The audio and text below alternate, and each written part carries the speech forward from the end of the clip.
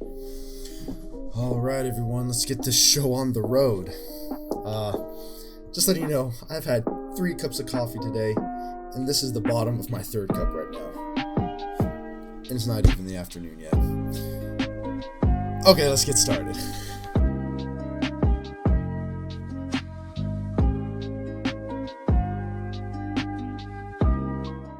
What's up, everyone? Glad to see you're here. We're going to be talking about the resurrection today. I know Easter Sunday is just around the corner, and there's always a lot of talk. Was Jesus an actual person? Did he really resurrect? And so I'm going to be looking at a couple of facts, a couple of historical records that show that Jesus really did rise from the dead. And let's look at the historical evidence for this. I know a lot of people like to equate Christianity to believing in the big spaghetti monster or unicorns or fairies or elves, or we like to equate the Bible towards fantasy. But let's actually look at what the Bible is and what historical evidences are there to support that Jesus really did rise from the dead. And so I know a lot of people like to think that the resurrection is just some fantasy that was made up, but believing in the resurrection is actually really rational, and it's based on historical evidence that we have today. And also non-Christian people and historians mention Jesus as well. Now the question remains what you believe about this man Jesus. So there is no doubt in most scholars' minds that a man named Jesus actually existed, and we have outside sources who we could consider unbiased in that they were not Christians, who also mentioned Jesus. And so there are three people that I can name off the top is Flavius Josephus. He was a Jewish historian around the time of Jesus. And also there's Tacitus. He was a Roman senator and historian. He also mentions Jesus. And third, there's Pliny the Younger. He was a Roman governor around the time of Jesus as well, and around the time of the early church first starting to rise.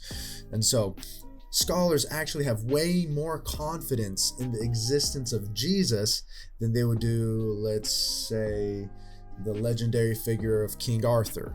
They have more confidence that Jesus actually existed than King Arthur did. And we like to put a whole lot of spin around King Arthur, that king of Britain. So during the time of Jesus, there is no known historical figure of that time that ever questioned whether Jesus was real. And so in this first video, I'm going to be looking at the evidences for the resurrection. In the next video, I'm going to be talking about the 4 popular theories that try to debunk whether or not Jesus really resurrected. And so let's get into it. So when we're talking about the resurrection, there are 3 questions that we need to ask ourselves. And the first one is, did Jesus rise from the dead? That's the first and most important. Second, what are the facts surrounding that? Third, which explanation best explains those facts? And so it is a historical fact that an interesting man named Jesus was crucified, was buried in a tomb, which was discovered empty after some time. And so the 3 facts that we have are this discovery of Jesus's empty tomb, second, the appearance of Jesus alive after his death, and third, the disciples' belief that Jesus rose from the dead. And so let's look at the first one. First one is the discovery of Jesus's empty tomb. So the empty grave was actually recorded and validated by 6 independent sources. We have Luke, John, we have Paul mentioning it in 1 Corinthians, we have Mark, Matthew, and the author of Acts. They were all mentioning about the empty tomb. And when there are multiple historical sources reporting an event that occurred, confidence that that event actually happened increases. So if you have multiple sources reporting one event, the likelihood of that event happening just rises even further. And the closer those sources are to the time of the actual event, increases confidence even further.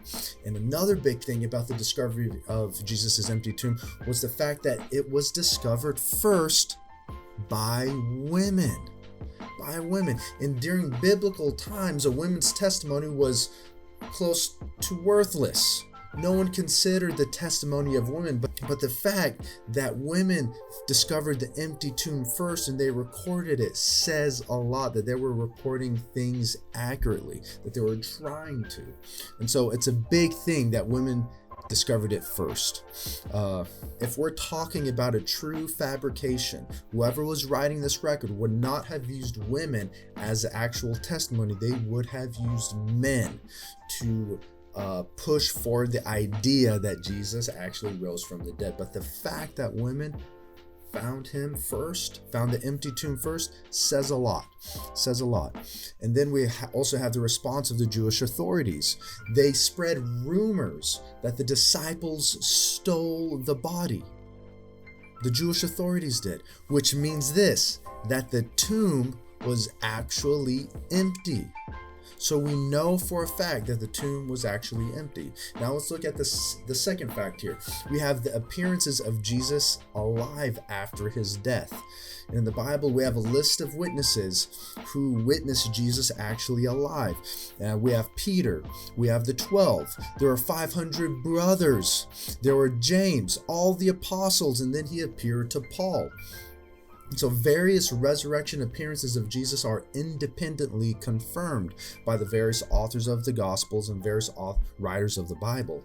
And so this gives a lot of credence to the fact that Jesus actually resurrected and he appeared to many people. And so the third fact that we have is that the disciples' belief that Jesus rose from the dead. The disciples actually believed he rose from the dead. So when Jesus died, his followers were devastated at his death, because we have to look at the fact that the way Jews saw the Messiah, because they knew that Messiah was coming, but they did not think that this Messiah would suffer and die at the hands of his enemies. The Jewish view of the Messiah was as a conquering king, conquering warrior who would come down to earth and establish his actual physical kingdom, or empire, if you want to call that. But Jesus was the complete opposite of that. He was falsely accused, he was beaten, and he was murdered by his enemies. And Jesus was also crucified under a curse. In the Old Testament, it says, whoever hangs on a tree is cursed of God, and Jesus literally hung on a tree. We have the cross, which represents the tree, and he literally hung on it and he died, which represents that God's curse was on him. But then something happened that changed the disciples' perception of who the Messiah really was. And suddenly they believed that Jesus actually rose from the dead. They were so completely convinced of this that when threatened with death, they still would not recant. They still would not deny Christ. And even Paul, who initially persecuted Christians, suddenly became one himself, even unto death. All the disciples never once denied the existence of Jesus or that he rose from the dead. And even Jesus' skeptical brother James turns out to give his life for Jesus. Peter says this of Jesus: of this Jesus God raised up, and of that we all are witnesses. And so we have those three facts: the discovery of Jesus' empty tomb, second, the appearance of Jesus alive after his death, and third, the disciples' intense belief that Jesus rose from the dead. People don't give their lives for a lie.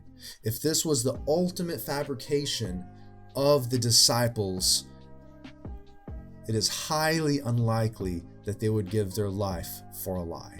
So I hope you're blessed by this, and I hope you continue to think and that this builds your faith. And again, if you have any questions or comments, feel free to comment below and get back to me. Let's continue discussing, let's continue thinking, and I think I'm about to go get my fourth cup of coffee. We'll see you guys later.